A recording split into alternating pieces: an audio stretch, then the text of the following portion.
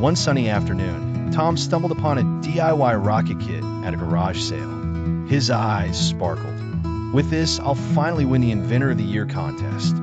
He rushed home, ignoring the box's warning. Caution, tested only on catnip. Jerry, curious as ever, peeked from his mouse hole. A rocket? This'll end badly. He giggled, sneaking closer. Tom hammered, welded, and taped the rocket together, adding a cheese-shaped thruster to lure Jerry. But as Tom stepped back to admire his work, Jerry accidentally knocked over a wrench. Clang. The rocket's engine sputtered to life. MEOWWW. Tom panicked, claws digging into the floor. Jerry, mid-cheese theft, tumbled into the cockpit. With a whoosh, the rocket blasted through the roof, leaving a trail of smoke and a very startled Spike the dog below.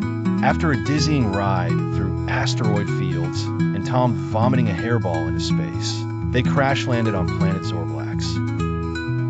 On Zorblax, the sky was pink, trees grew upside down, and wait, why am I floating? Gravity's backward here, Jerry realized, clinging to a floating rock.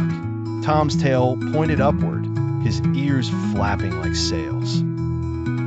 Before they could argue, a group of neon-colored aliens surrounded them, chirping like kazoos.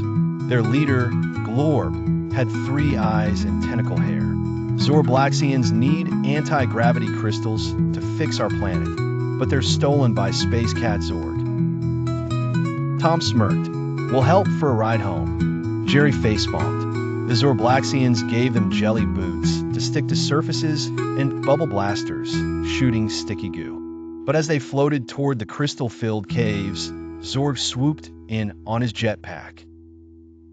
Hand over the crystals, furballs, he hissed, his tail sparking with electricity. Chaos erupted. Tom shot bubbles, trapping Zorg's tail in a gooey blob. Jerry dodged laser blasts, grabbing a crystal, only to slip in 0G and spin like a dizzy top. Zorg cackled, snatching the crystal. Too slow. Defeated, Tom and Jerry returned to Glorb's village. Zorg's too fast. How do we beat him? Jerry sighed. Glorb blinked. Our ancestors communicated through dance. Maybe you could boogie with him? Tom groaned, but Jerry dragged him to Zorg's lair. They challenged him to a galactic groove-off. Zorg, unable to resist the challenge, dropped his jetpack and joined. Tom moonwalked, awkwardly in jelly boots. Jerry breakdanced on a floating rock, and Zorg did the robot. You win, Zorg conceded, out of breath. But only cause my tail's still sticky. Zorg agreed to return the crystals, if they help him fix his broken jetpack. Tom rewired the engine, Jerry oiled the gears, and Zorg added a disco light for style. Together, they flew to the caves, outsmarting crystal-guarding lava slugs and booby-trapped tunnels.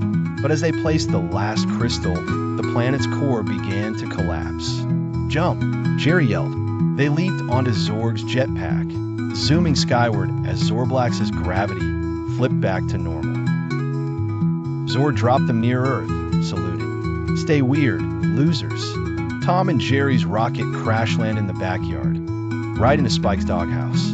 Same old Tom and Jerry, Spike grumbled, covered in soot. But Tom and Jerry high-fived, then pretended they didn't. That night, they shared cheese under the stars, Tom's tail still floating slightly. Same time tomorrow, Jerry smirked. Only if you fix the rocket, Tom purred. Moral: even rivals can achieve the impossible by working together. Illustration ideas: Tom and Jerry floating upside down, hair standing on end, as Zorblaxians giggle. A 0G chase with Zorg shooting lasers, crystals glowing in the background. The trio mid-dance-off, Jerry breakdancing, Tom moonwalking, Zorg robot ING. A cozy final scene with Tom and Jerry stargazing, a tiny Zorg-shaped constellation above.